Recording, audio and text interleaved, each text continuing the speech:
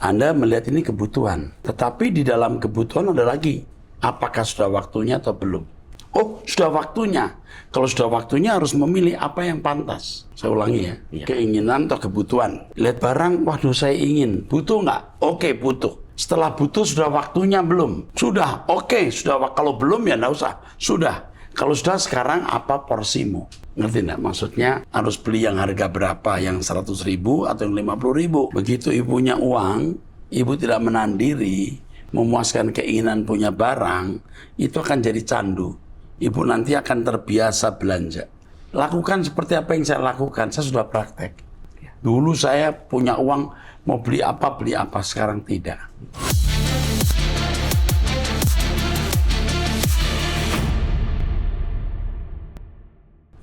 Shalom saudara, kita kembali mengikuti Abam. Kita masuk episode 1190. Saya didampingi oleh Bapak Pendeta Yehuda. Mari kita mulai. Baik Pak, yang pertama dari seorang pria usia 48 tahun, menikah memiliki 3 orang anak, tinggal di Jakarta, jemaat GSKI online. Shalom Bapak Pendeta Dr. Erastus, saya mengikuti khotbah Pak Eras sejak masih bujangan, dan pertama kali tertarik khotbah Pak Eras sejak di Ratu Plaza. Kemudian membuat channel YouTube. Saya merasa Pak Eras ikut membantu pertumbuhan iman saya sampai sekarang. Ada hal yang ingin saya tanyakan langsung kepada Pak Eras, walaupun saya sudah lama menyimpulkan sendiri kalau yang saya lakukan tepat. Karena saya merasa sudah sesuai pengajaran Pak Eras di Abam dan khotbah-khotbah Bapak. Saya menikah sejak 1997 dan sudah komitmen untuk tidak punya anak dulu selama 3 tahun demi menata ekonomi. Tetapi ternyata istri saya hamil setelah 2 tahun pernikahan, dan saya tahu itu bukan darah daging saya. Oke. Hal ini tidak pernah saya bahas ke istri karena saya paham nantinya makin tidak damai.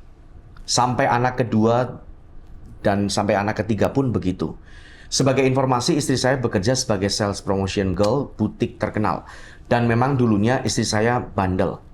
Dia sering jalan dengan banyak pria, tapi sejak saya menikah sudah berjanji untuk setia dan takut akan Tuhan. Sekarang anak-anak saya sudah berusia 23, 20, dan 17 tahun. Pertanyaan saya, apakah saya perlu menceritakan hal ini ke anak saya, atau tetap ini menjadi bagian dalam hidup saya? Pasalnya banyak yang bilang kalau anak saya itu wajah dan fisiknya berbeda dengan lain, tetapi dari kecil saya selalu membantahnya dengan bilang, ada miripnya kok dengan nenek dan kakek buyut. Saya juga sangat mencintai anak saya melebihi diri saya. Apakah salah bila saya pendam kisah ini, Pak? Terima kasih, Tuhan Yesus memberkati. Sehat selalu Pak Eras yang jadi panutan hidup saya, karena saya sudah melihat buah dari pelayanan Pak Eras. Oke, yang pertama kamu jangan lagi jawab mirip dengan buyut, itu bohong. Kamu cukup mengatakan ya itu anugerah Tuhan. Cukup. Lalu kamu lebih baik dan seharusnya tidak mempersoalkan ini. Ya, hidup itu hanya sebentar. Kamu besarkan anak-anak dengan kasih dan kamu pulang ke surga, dan saya beritahu kepada kamu bahwa semua yang ada di bumi nanti ada di surga. Kamu bisa memulai hidup yang sempurna di langit baru, bumi baru. Jadi, terimalah anak-anakmu seperti anak kandungmu sendiri. Dan hal ini juga bisa menjadi bentuk pelayanan. Mari kita menyenangkan Tuhan. Sebab kalau bukan kita yang menyenangkan Tuhan, siapa yang menyenangkan Tuhan? Oke? Oke. Ya. Berikutnya dari seorang wanita usia 43 tahun, janda cerai mati, memiliki 2 orang anak tinggal di Jawa Tengah, anggota jemaat GSKI. Shalom Bapak Eras dan tim, semoga dalam keadaan sehat senantiasa dan selalu dalam lindungan Bapa Elohim Yahweh. Amin.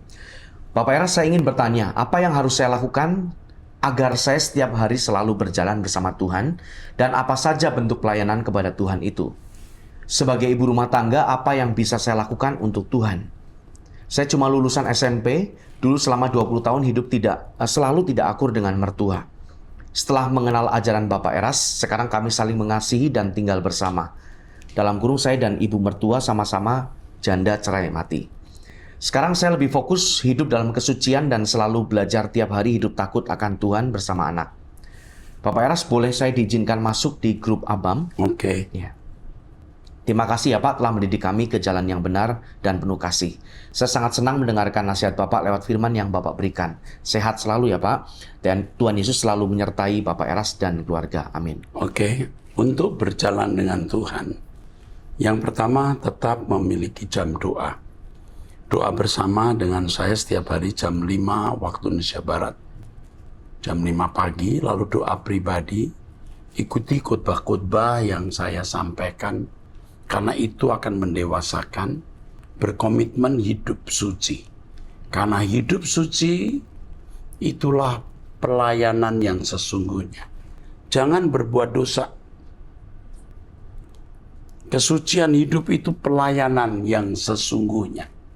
Setelah itu baru nanti Tuhan akan memberi kita tuntunan apa yang harus kita lakukan. Tindakan kasihmu kepada mertua itu pelayanan yang menyenangkan Tuhan. Membesarkan anak-anak dengan kasih itu pelayanan. Ya. Paling tidak itu yang kamu lakukan. Tapi ingat, kesucian hidup itu menyenangkan Allah. Nanti Tuhan akan beri proyek-proyek besar lainnya. Selamat berjalan dengan Tuhan. Selanjutnya dari seorang wanita usia 51 tahun, janda cerai mati, memiliki 3 orang anak, tinggal di Jawa Timur, jemaat dari gereja karismatik. Shalom Bapak Rohaniku, shalom juga untuk moderator. Saya mendengar Bapak akan mengadakan baptisan raya di Surabaya. Saya sudah dibaptis di gereja lain pada tahun 1989 ketika saya berusia 16 tahun. Dan saya dibaptis karena saya ikut-ikut kakak saya. Bapak, bolehkah kali ini saya ikut mendaftar baptisan di mana keinginan ini datang dari hati saya sendiri? Saya sungguh rindu mendapat kesempatan untuk bisa dibaptis oleh Bapak selaku Bapak rohani yang sudah banyak mengubah cara hidup saya dan mengajarkan saya untuk mencari Tuhan lebih lagi. Boleh ya Pak? Terima kasih untuk jawabannya. Tuhan Yesus memberkati GSKI Rehoboth lebih lagi. Sebenarnya baptisan yang telah kamu terima cukup, karena baptisan itu lambang kematian. Tetapi jika itu tidak merasa cukup untuk kamu, karena waktu itu kamu main-main dan sekarang mau sungguh-sungguh mati bagi dunia, hidup bagi Allah, sebenarnya juga tidak menjadi masalah. Karena saya sendiri juga melakukan 2 kali baptisan. Ya. Tetapi ini khusus. Tetapi ada satu juga yang saya mau sampaikan, jangan sampai nanti rame-rame orang yang sudah dibaptis minta dibaptis lagi. Nanti ini akan menjadi masalah buat saya. Seakan-akan kita tidak menghargai gereja lain. Ya. Ya. Kalau seorang dulu dibaptis Protestan, waktu kecil, lalu dibaptis lagi waktu besar, itu kan 2 kali ya. Mungkin nggak masalah. Tapi sudah dibaptis di gereja A, selam, gereja B baptis lagi. Karena pendeta B lebih suci, ya itu nggak boleh ya.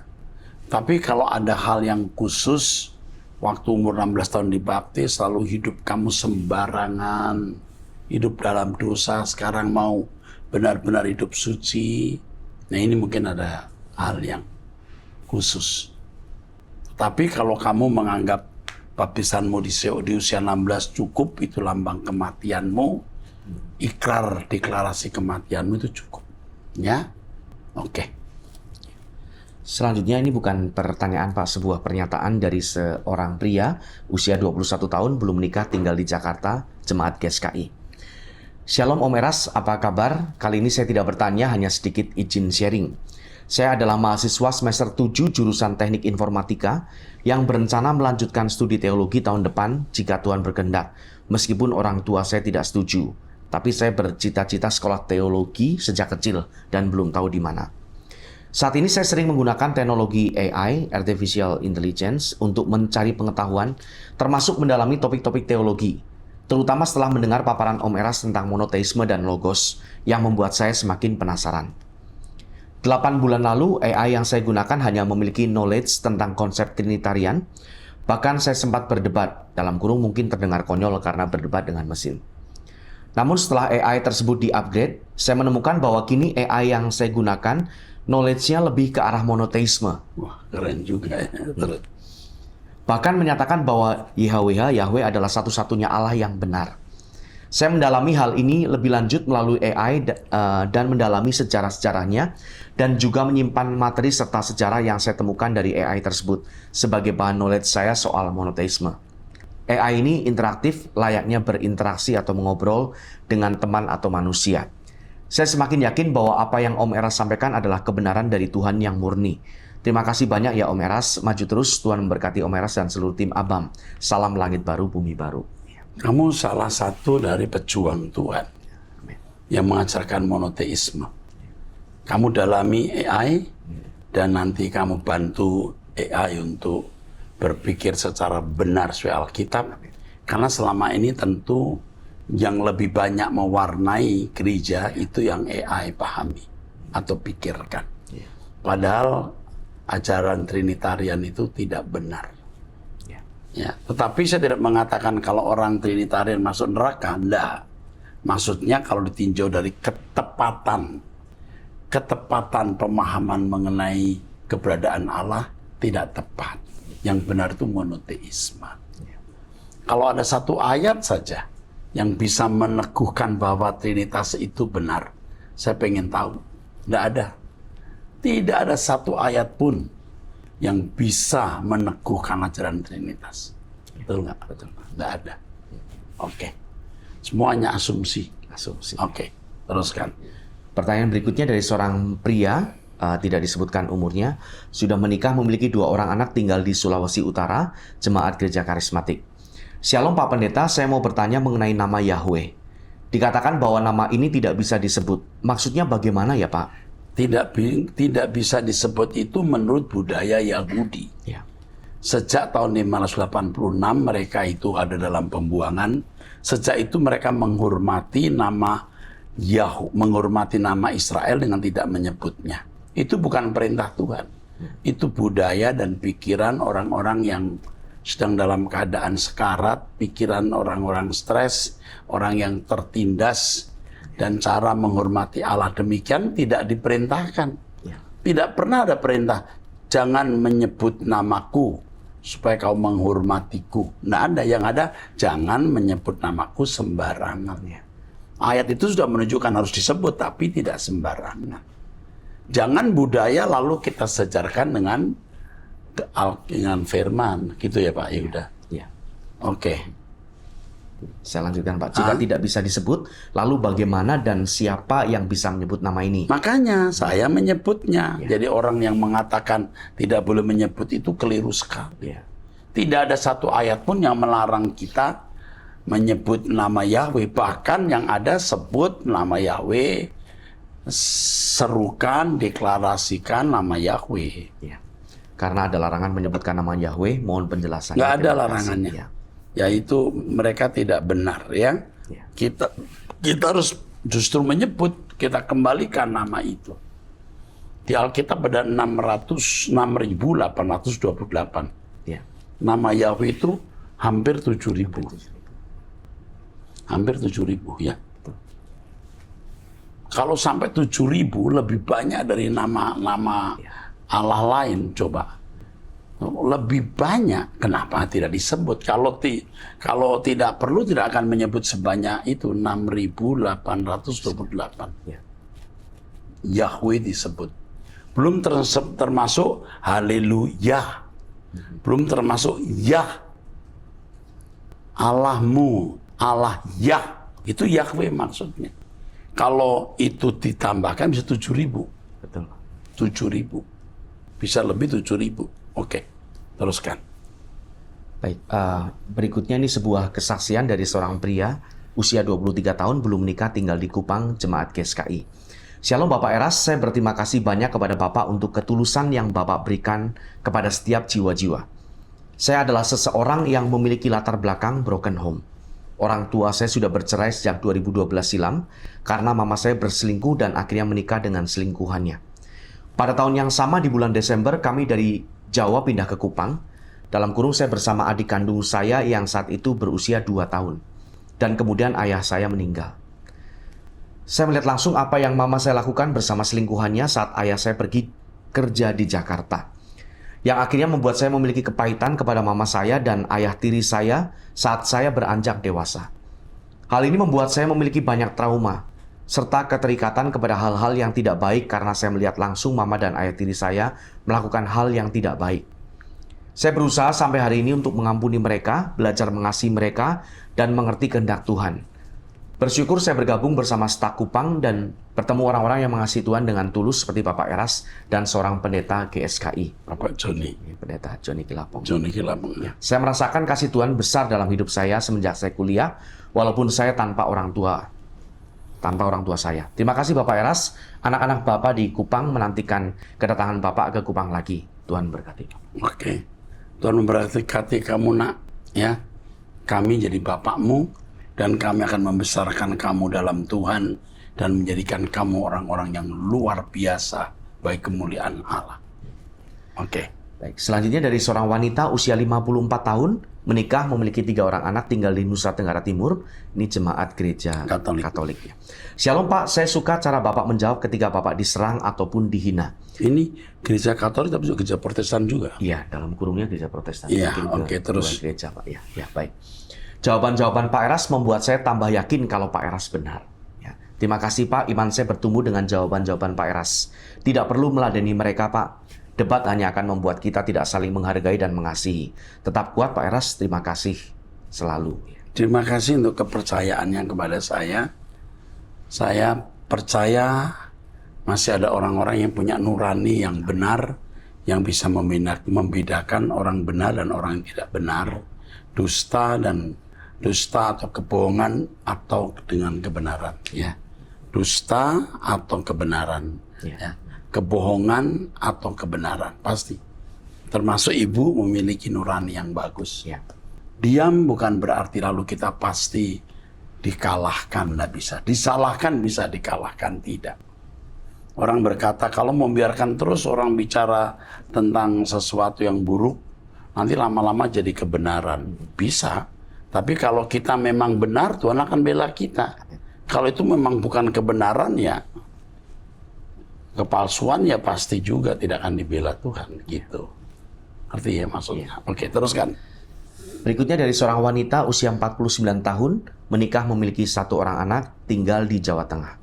GSKI online. Jadi ini dari gereja lain tapi mengikuti GSKI lewat online, ya. Shalom Bapak Erastus, dalam kurung gembala dan pembimbing rohaniku sejak 2019 beserta tim Abang. Terima kasih telah merespon WhatsApp saya di tahun 2023 dan terima kasih banyak telah mengirimi saya link buku-buku Pak Eras yang saya minta. Saya tersentuh dengan khotbah doa pagi Pak Eras pagi ini ketika ditulis Rabu 11 September 2024. Bapak mengatakan prepare yourself for the worst. Ini mengingatkan saya tentang info resmi dari BMKG perihal gempa megatrust disertai tsunami yang berpusat di sepanjang pantai selatan Indonesia. Saya tinggal di Jawa Tengah bagian selatan bersama suami dan mama saya yang berusia 86 tahun. Suami saya sudah tidak bekerja sehingga dia setiap hari menjaga mama kandung saya di rumah, di mana mama hanya bisa berbaring saja karena ada cedera di tangan dan kaki. Saat saya libur hari Sabtu dan Minggu, saya yang menjaga mama dan suami pergi ke kebun yang berjarak 30 menit perjalanan dari rumah. Saat Sabtu atau Minggu tersebut, suami saya meminta saya untuk lari saja meninggalkan mama jika bencana megatrust terjadi. Mengingat saya tidak bisa mengangkat atau menggendong mama karena saya ada syaraf terjepit dan mama saya tidak bisa duduk sendiri, apalagi berdiri. Saya sebenarnya tidak tega meninggalkan mama, tapi saya hanya mengiyakan saja permintaan suami saya tersebut. Meskipun saya akan berjuang bersama mama menggunakan pelampung yang sudah saya siapkan dengan meminta pertolongan Tuhan dan berserah padanya. Pertanyaan saya, Pak, apa yang seharusnya saya lakukan jika bencana itu terjadi saat saya berada di rumah bersama mama saya? Kemudian menurut hikmat Pak Eras, apakah sikap saya mempertahankan mama saya itu tepat atau tidak di mata Tuhan ya Pak? Terima kasih Pak Eras yang sangat baik, kiranya Tuhan selalu menyertai Bapak dan tim Abam untuk selalu menyertai semua pecinta suara kebenaran yang masih sangat membutuhkan Bapak dalam pengembaraan di dunia ini. Semoga suatu saat di langit baru bumi baru, semua pecinta suara kebenaran bisa bertemu Bapak sebagai pasukan LB3. Matur ya, squad ya, pasukan LB3. Matur nuwun, Tuhan memberkati. Yang pertama, ini ibu usia 49 tahun ya. Iya. Waktu saya berkata prepare yourself for the worst, sebenarnya pikiran saya tidak ke megatrust, tapi kepada semua hal. Terutama ketika seseorang harus ada di ujung maut. Iya, Pak. Worst untuk usia biologis kita. Jadi prepare yourself for the everlasting life. Ya. Ya. Nah, ini bisa termasuk megatrust, betul. Bisa termasuk kecelakaan, kemiskinan, perang, dan lain-lain. Ya. Karenanya bergaul dengan Tuhan, bergantung kepada Tuhan, itu mutlak.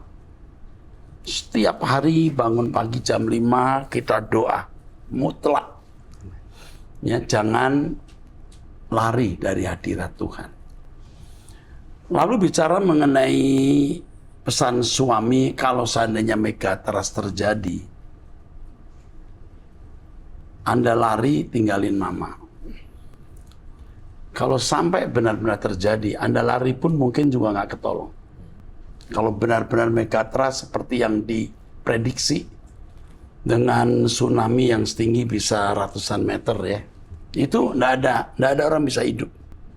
Ya, pelampung pun nggak akan menyelamatkan sebenarnya. Kamu jawab ya, bagus ya. Jangan membuat skenario yang belum tentu terjadi.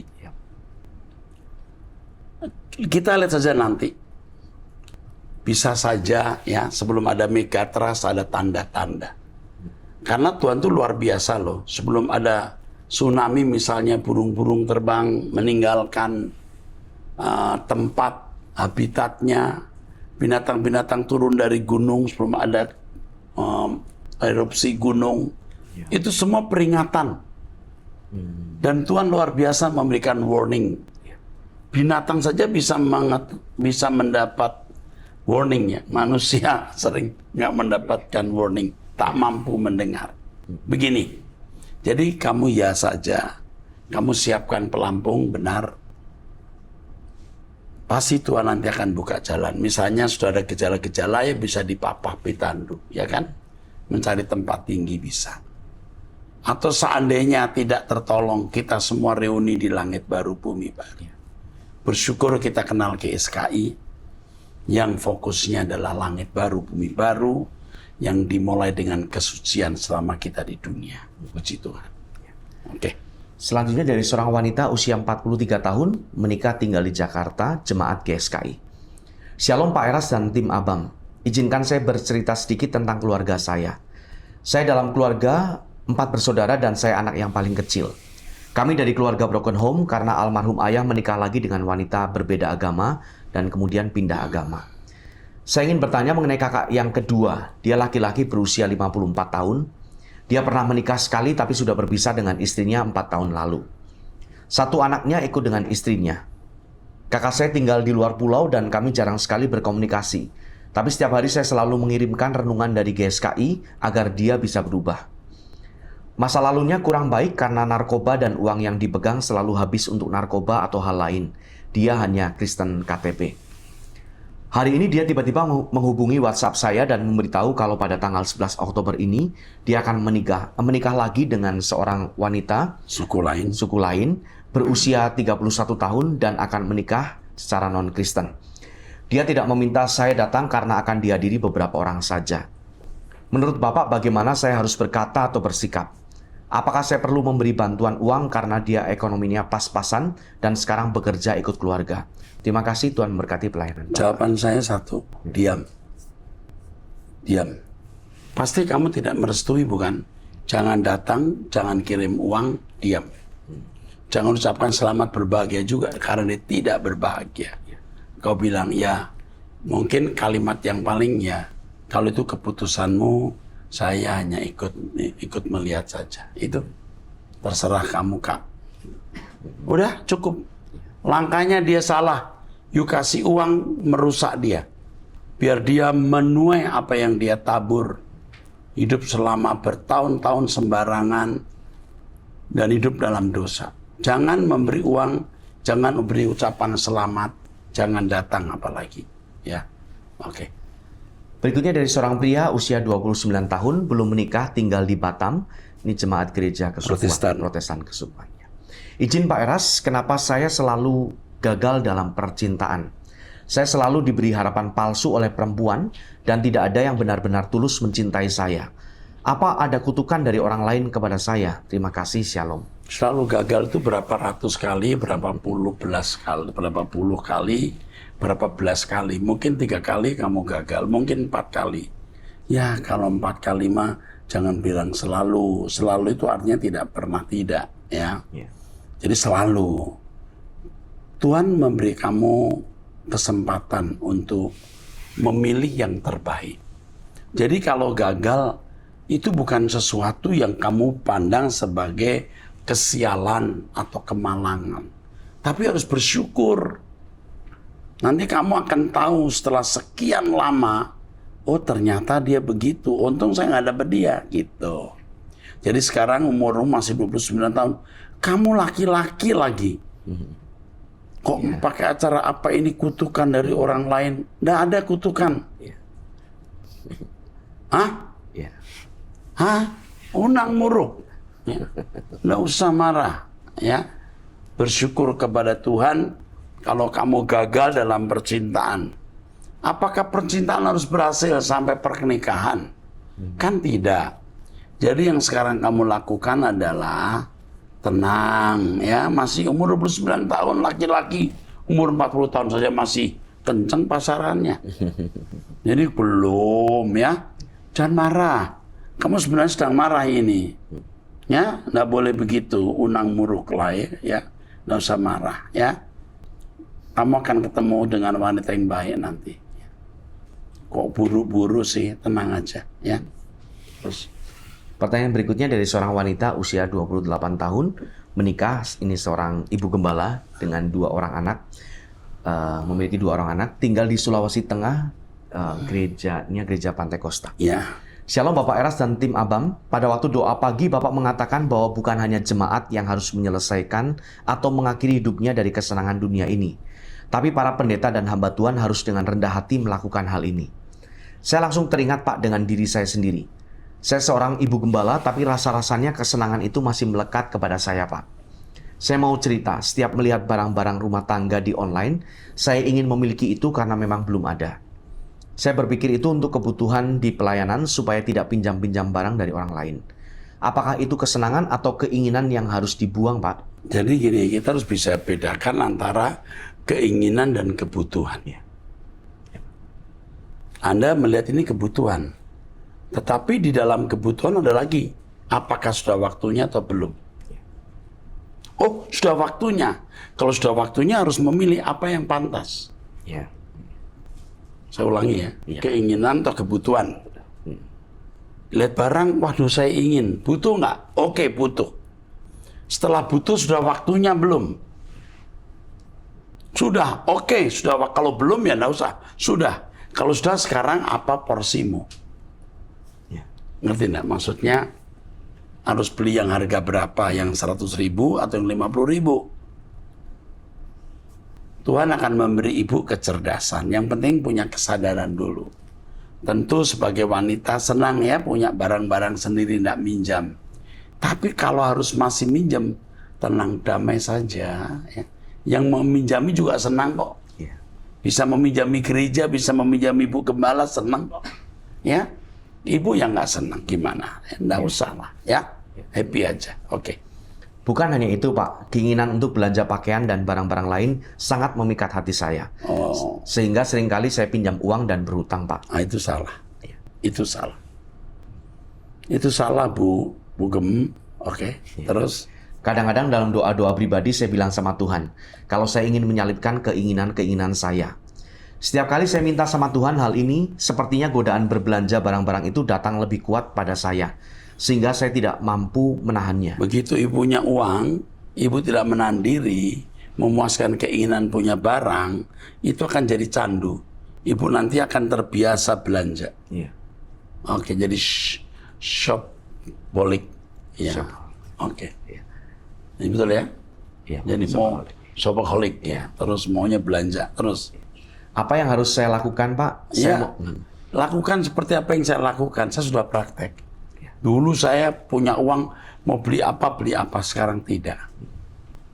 Saya harus menyenangkan Tuhan, ibu harus menyenangkan Tuhan. Kalau bukan kita yang menyenangkan Tuhan, siapa? Oke. Saya mau sekali berubah dan tidak lagi memiliki memiliki kesenangan-kesenangan selain Tuhan yang jadi kesenangan saya. Terima kasih Pak, jawaban Bapak sangat berguna bagi saya. Tuhan Yesus memberkati Bapak dan tim Abam yang ada. Stay healthy, my father. Ini ibu ini dijamah Tuhan. Usia masih 28 tahun. You calon menjadi perwira tinggi Tuhan yang baik. Usia 28 tahun sudah belajar menyangkal diri itu hebat. Ya, dulu seusia Anda saya belum punya mentor seperti saya. Saya belanja suka-suka saya, mau beli barang apa saja. Puji Tuhan ya. Demikian kita selesai di episode ini. Sampai jumpa di episode yang akan datang. Tuhan memberkati.